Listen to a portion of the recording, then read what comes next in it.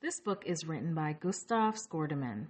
The book starts out with us meeting Stellan and Anetta, his wife Anetta.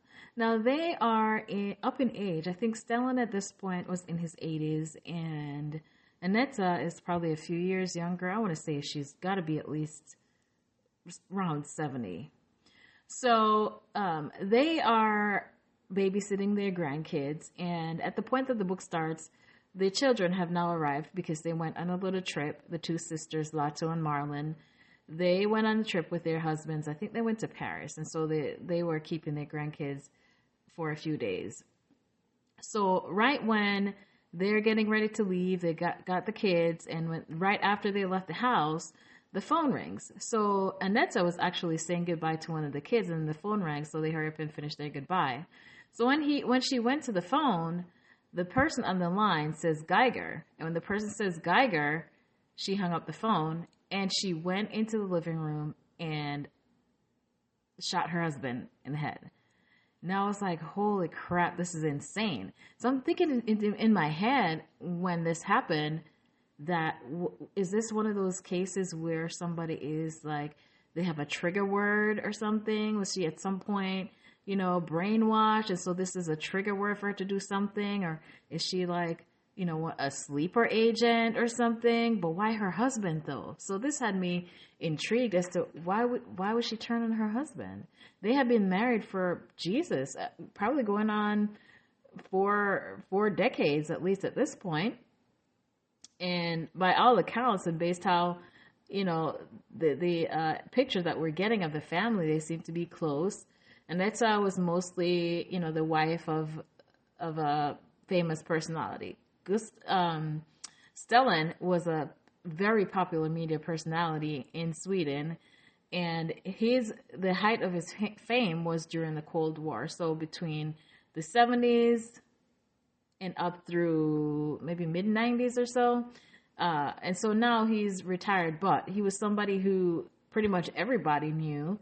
And he came off as this really nice guy. And as we learn later on in the book, he would be very pleasant to regular, ordinary folks. He would remember details about people. He was funny. And during this time, which his show was popular, people needed some pick-me-up and a distraction from the wars that were going on. And so, he was kind of that figure to everybody. And so he was lovingly known as Uncle Stellan. So we get the impression that, he's a good guy. So now it's like, what's happening? So Anetta is like, she's going to gather up some things, and she leaves by a bicycle. She goes through the back. Now, remember, she's an old lady. She's up in age. So now we find out that she has this mission that she has to go on. And this is a mission that she's had, I guess, something that she's been laying in wait to do for decades from when she was younger. But what could this be? So she goes, we know that she has a vehicle that's hidden somewhere on this remote farm. So she is going to get to this vehicle and she's going somewhere, all while she is, her knees are crickety. She's tired. She can only go that fast. She finds the vehicle and she camps out, and then, she has to charge the vehicle. I think it was a Volvo that needed to be charged. So she's there hiding out, and, she got her medicine that she needs to take. So, she's not a spry person. So anyway, so she calls somebody, and it's somebody that she knew, and they're supposed to meet up. So meanwhile, we meet Sarah. Sarah's a police officer, and one of her counterparts, I think her name is Anna, they went to police academy together, had called her to let her know that Stellan had died. Uncle Stellan had died, and had asked her, to, I guess, this is how she got involved into the investigation. Now, Sarah knows the family, and she actually grew up with Marlon and Lata, and they grew up together at this, I guess, expensive house. It's on the lake. Stellan is rich, but they were friends, but we find out that it wasn't friends in the typical sense. They were friends by kind of like by default, because her mom was their maid. And so this is kind of how it went. And so she was very shocked, like, why, what has happened? Was it a burglary or what is going on? And so this kind of this brings her back into the past a lot throughout the book, as far as, her childhood and things that happened with her and the sisters. And so she's kind of reliving some things that she didn't like about them, or things that happened to her in a sense. And so she's got that struggle of grudges that she's holding, that she didn't realize, I guess, that she's holding. So she's investigating this thing now. She goes to talk to this researcher. And this researcher had long thought that there were, let me backtrack.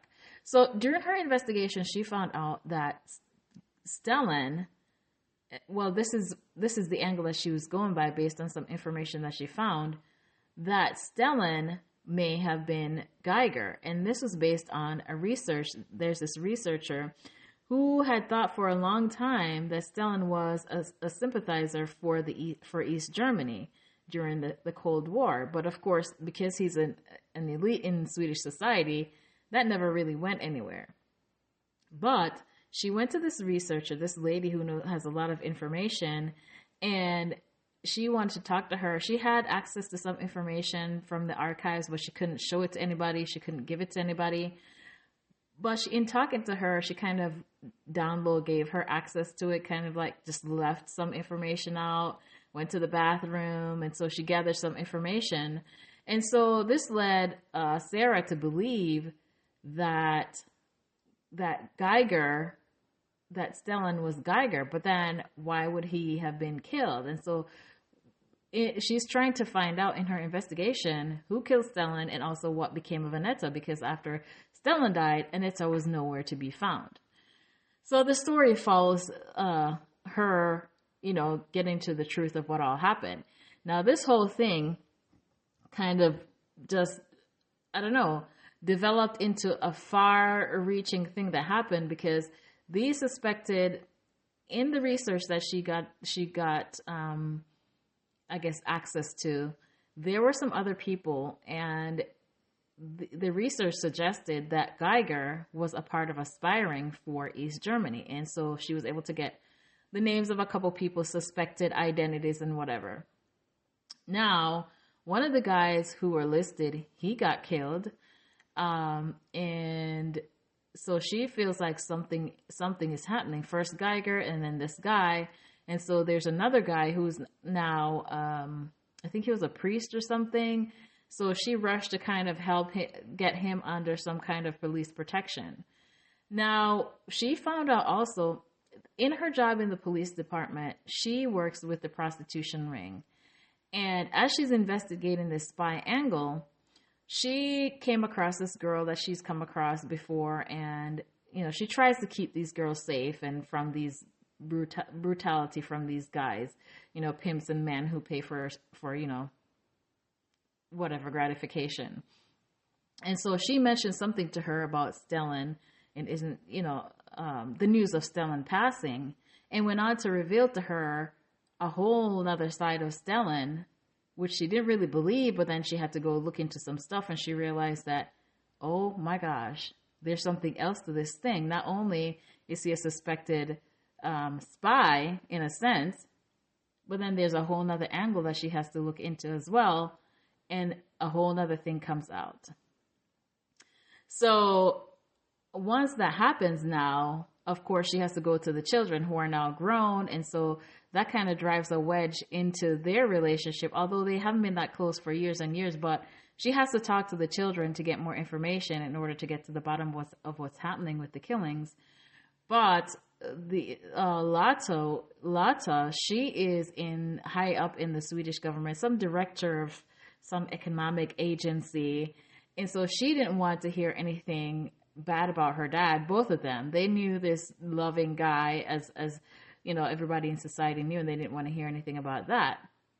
Now, after this little bug was put in her ear, about the dad, this other angle to the story. She went back to the house and she realized that there is some truth to what the girl had said. She found some information as well. And at one point, because she went to the sisters with the information that she found, she ended up getting suspended from her job because of some stuff that she did. But she decided, her boss told her to go home, but she decided she was not going to give up on what's happening. She wanted to get to the bottom of it. So not the two sides to actually three sides to the dad. But none of them knew what was going on with Annetta. Meanwhile, Annetta is on this quest to carry out this plan that she's had for decades as an older lady. And in her wake, there are dead people. Everywhere she turns, things are happening because she has this plan. Now, Sarah was in touch with these agents from Germany who had been tracking a terrorist guy, and their investigation intersected with her investigation because there's a number that they've been eyeing or watching, and that number was the one that called to the Brumman's house, the call that Annetta picked up. So, she believes that they have a good working relationship. They're cooperating agencies and between countries and whatnot. But later on in the book, we find out that now she's getting double-crossed by these German agents, which was like, she was so shocked by this because she did not see it coming. Not only that, but then the person who she believed was Geiger is not Geiger. The person is somebody that we were shocked to believe that this was the actual person.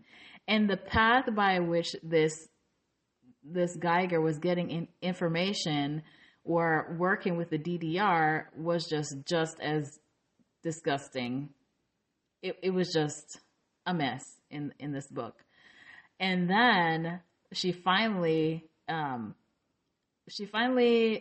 up with Annetta because their paths crossed again, because there's something that she felt that she had to do, and they kind of crossed paths and came to the house at the same time.